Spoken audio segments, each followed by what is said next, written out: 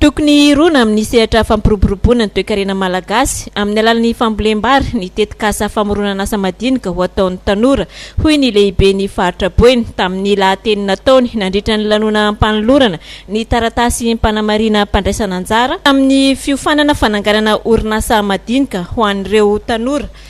Niatrika ny fanofanana no karakarain'ny fikambanana afaka na ny asa fatsikabary eto Boeny maharitra moa no anarana nisalorany reto andiany reto. Nambarany lehiben'ny faritra Boeny ihany koa tamin'ny fotoana io fa mbola malalaka ireo distrika hafa ankoatran'ny Marovoay raha velaran-tany no jerena ary ny asa fambolem-bary izy no malaky azahoana fa matsimbola amin'izao fotoana izao. Ireo no karazana sosikevitra valikafatra tamin'ny fangatahana nataon'ireo tanora teo anivon'ny faritra. Tao amin'ny efitrano malalaky ny lapan'ny tanàna moa ny zoran'ny lanonana ny alatsinainy fa 4 ny volana janoary 2024 teo izay teo ambany fitarian'ny filoha nasionaly ny fikambanana afaka.